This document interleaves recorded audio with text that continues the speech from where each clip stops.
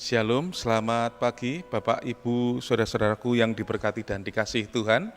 Pada pagi hari ini kita bersyukur kepada Tuhan, kita boleh berjumpa lagi di dalam renungan singkat Jemaat Yesodipuro. Sebelumnya, mari kita berdoa. Ya Tuhan Allah Bapa kami yang bertata di dalam kerajaan surga, Allah yang penuh kasih, Allah yang selalu mengasihi kami, terima kasih ya Tuhan untuk kebaikan yang Tuhan sudah berikan bagi kami. Kami boleh tidur, beristirahat, dan kami boleh bangun pagi dalam keadaan baik, masih dalam perlindungan Tuhan. Bila mana saat ini, sebelum kami akan melakukan segala kegiatan dan aktivitas kami akan sedikit mendengarkan akan firman-Mu. Berkatilah kami ya Tuhan, karena kami mohon dan berdoa dalam nama-Mu, Tuhan Yesus Kristus yang telah di Tuhan dan Juru Selamat kami. Amin. Judul renungan singkat pada pagi hari ini, saya beri judul, Apakah Allah sudah tidak peduli lagi? Pernahkah saudara berpikir, waktu kita datang ke gereja, pergi ke gereja, kita melihat sekitar. Orang yang dulu aktif di gereja, sekarang kok enggak aktif lagi ya? Yang dulunya naik mimbar, bawakan renungan, bawakan pujian, bahkan khotbah, dan yang dulu sering melawat mengingatkan untuk ke gereja, sekarang kok jarang muncul lagi dan tidak kelihatan lagi. Dan kita berpikir, di mana dia sekarang?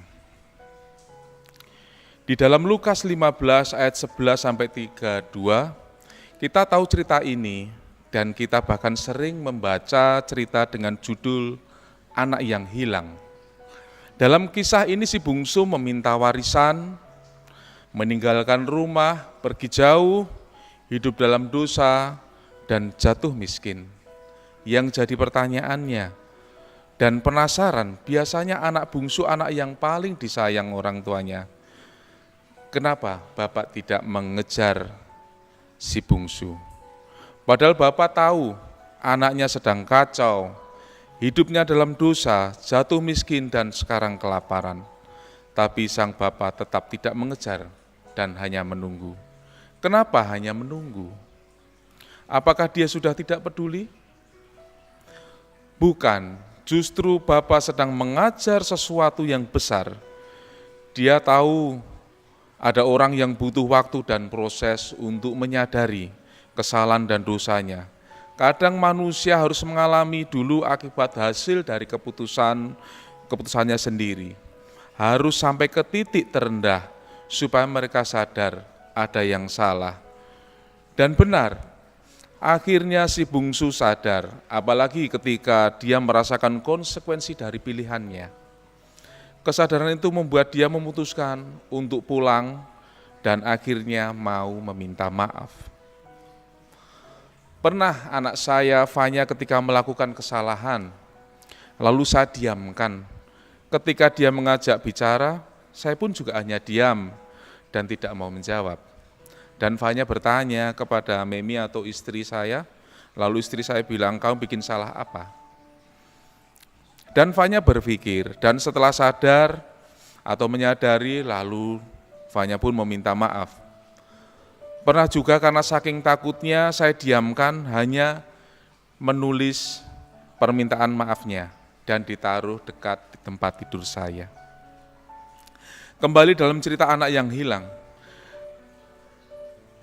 Ketika anak sudah memutuskan untuk kembali dan sampai di rumah, ada hal yang luar biasa yang diterimanya. Bapa berlari menjemputnya, memeluk erat-erat, memberi dia pakaian dan cincin yang terbaik. Enggak ada kemarahan dan penghakiman, justru mendapat kasih tanpa syarat dari bapaknya. Sama seperti Bapa dalam perumpamaan, dia tidak memaksa kita untuk balik pulang ke rumah. Dia selalu kasih kita kehendak bebas buat memilih jalan sendiri. Akan tetapi pasti ada konsekuensi dari pilihan kita dan membuat kita sadar akan kesalahan sendiri. Dan saat kita pulang, dia tidak marah, ada pengampunan dan disambutnya dan kasih yang besar. Dari kisah ini kita bisa belajar sesuatu yang penting. Kita tidak bisa memaksa orang berubah atau membuat orang sadar kalau mereka salah. Tugas kita hanya mengingatkan bahwa kita ada buat mereka. Menjadi tempat yang aman untuk bercerita, saling menguatkan, berproses dalam pertobatan tanpa ada penghakiman. Dan yang terpenting, kita bawa dalam doa dengan sabar dan kita akan melihat Tuhan berkarya dalam hidupnya untuk mau kembali dan bertobat. Sebagai ayatnya saya ambil dalam Yeremia 8 ayat 4. Engkau harus mengatakan kepada mereka, beginilah firman Tuhan, apabila orang jatuh, masakan ia tidak bangun kembali? Apabila orang berpaling, masakan ia tidak kembali? Kiranya Tuhan Yesus memberkati. Amin.